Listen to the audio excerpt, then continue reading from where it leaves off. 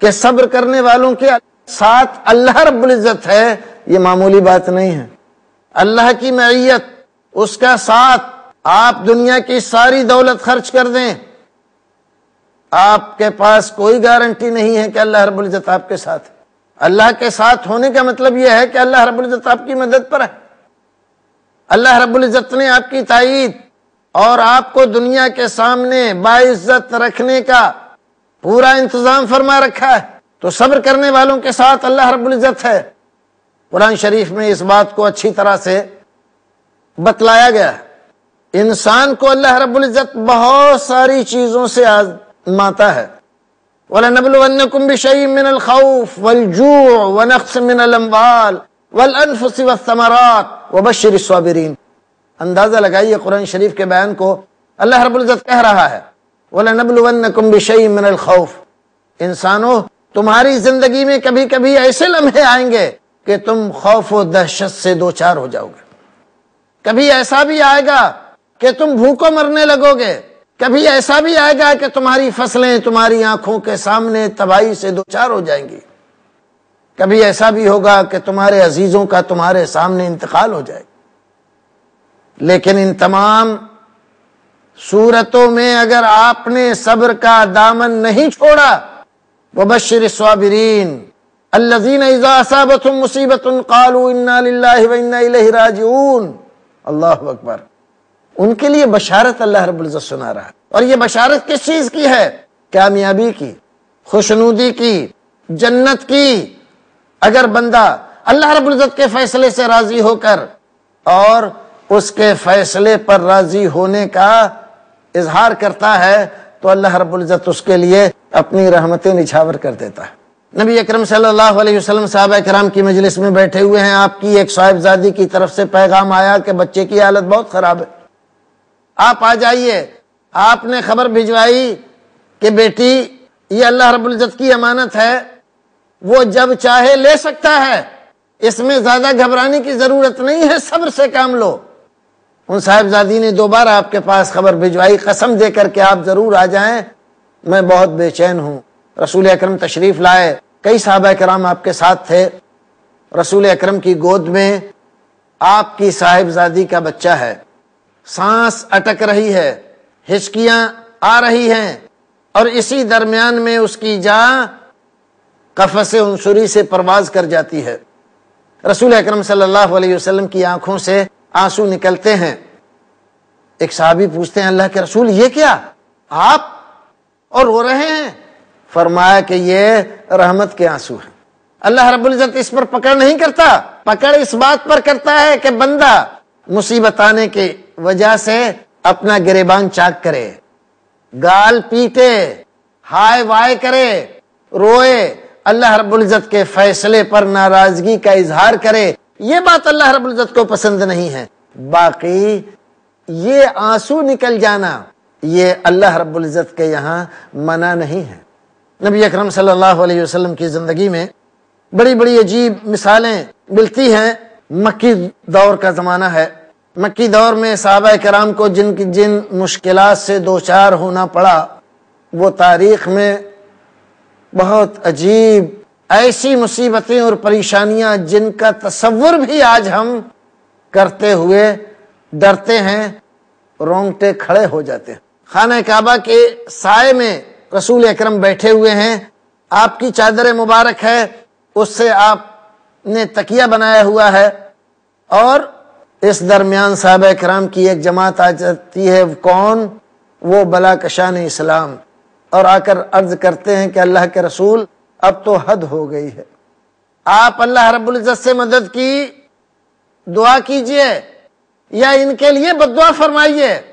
رسول اکرم صلی اللہ علیہ وسلم لیٹے تھے، بیٹھ جاتے ہیں، فرماتے ہیں سنو، تم سے پہلی امتوں کے لوگ ایمان لانے کے بعد جن جن مشکلات سے دوچار ہوئے تم کو اس کا اندازہ ہے۔ کافروں نے ان کے ساتھ یہ کیا کہ گڈھا کھودا اور مسلمان کو اس میں اتار دیا، گڈھے کو پاٹ دیا اور اوپر سے آرا اس کے سر پہ رکھا اور بیچ میں سے اس کو چیر دیا، لیکن اس نے کبھی بھی غیر اللہ کی حکمرانی تسلیم کرنے کی طرف آمادگی ظاہر نہیں فرمائی، صبر و ثبات قدمی کے ساتھ ڈٹا رہا۔ کتنے لوگ ایسے گزرے کہ ان کو کھڑا کر کے لوہے کی کنگھیوں سے ان کی کھال کھینچ دی گئی، لیکن وہ یہ سب کچھ برداشت کرتے رہے۔ لیکن ایک وقت ایسا آیا کہ اللہ رب العزت نے ان کی مدد فرمائی اور یہ ظلم و جور کا زمانہ ختم ہو گیا۔ لیکن تم لوگ بڑی جلد بازی کرتے ہو۔ قرآن شریف میں اللہ رب العزت نے ان تمام چیزوں کی طرف اشارہ فرمایا۔ ام حسبتم ان تدخلوا الجنہ ولما یأتکم مثل الذین خلوا من قبلکم مستهم البأساء والضراء وزلزلوا۔ اللہ اکبر، کیا تم یہ سمجھے بیٹھے ہو جنت یوں ہی مل جائے گی، مصیبتیں اور پریشانیاں نہیں آئیں گی؟ تمہیں نہیں معلوم ہے کہ اب سے پہلے کیا ہو چکا ہے؟ تم سے پہلے لوگوں کے پاس اتنی مصیبتیں اور پریشانیاں آئیں کہ ان کو جھنجھوڑ دیا گیا، زمین تنگ ہو گئی، موت کی دعائیں کرنے لگے، کہیں جائے پناہ ان کو نہیں ملی۔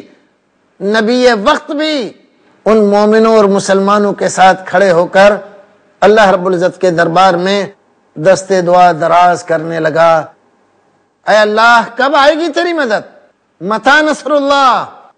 اللہ رب العزت کی طرف سے آواز آئی، الا ان نصر اللہ قریب، گھبراؤ مت، یہ پریشانیوں اور مصیبتوں کے دن گزر جائیں گے، اللہ رب العزت کی مدد قریب ہے۔ اور مدد آئی اللہ رب العزت کی، اور پروردگار عالم نے ان مصیبتوں اور پریشانیوں کو دور فرما دیا۔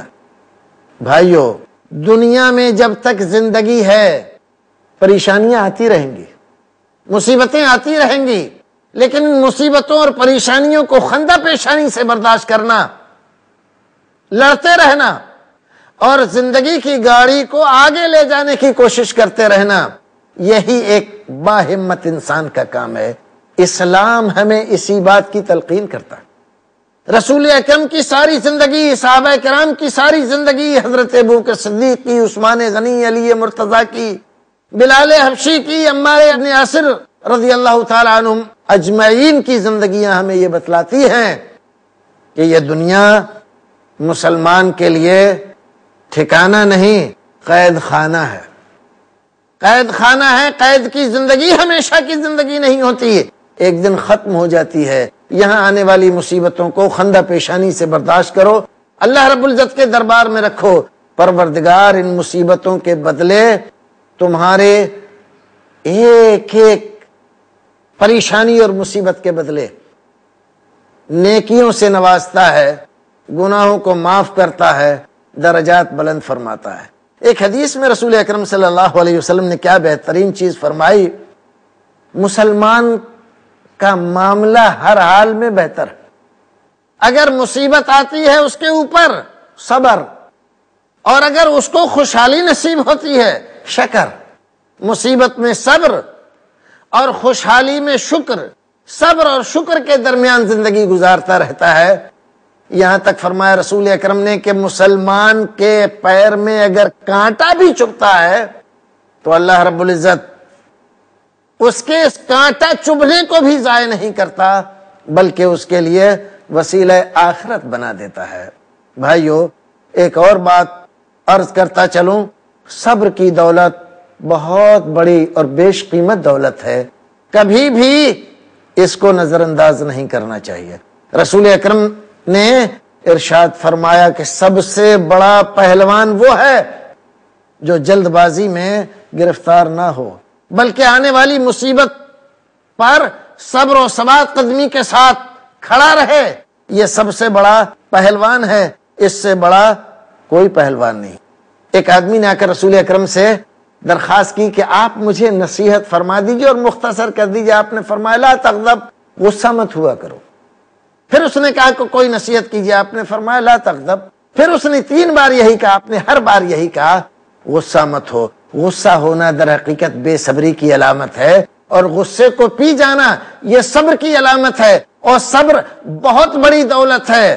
ان ذالک لمن عزم الامور، صحابہ کرام، انبیاء اعظام، مجتہدین اعظام اور امامان دین کی یہ وہ دولت ہے جس کی بنیاد پر وہ بڑی سے بڑی طاقت سے لڑ گئے، آج بھی زندگی کے ہر اتار چڑھاؤ میں، سرد و گرم میں، اگر کوئی چیز ہمیں فائدہ دے سکتی ہے اور بڑی دولت بن سکتی ہے تو وہ صبر ہے۔ اللہ رب العزت سے دعا ہے کہ پروردگار ہم نے صبر کی دولت سے مالا مال کرے، اور پروردگار اس زندگی کو ہمارے لیے بہتر بنائے۔ ناظرین، یہاں یہ سلسلہ ختم ہوتا ہے، انشاءاللہ پھر ملتے ہیں ایک نئے ایپیسوڈ کے ساتھ، ایک نئی مجلس کے ساتھ۔ السلام علیکم ورحمۃ اللہ وبرکاتہ۔ يا ربي بالمصطفى بلغ مقاصدنا واغفر لنا ما مضى يا واسع الكرم.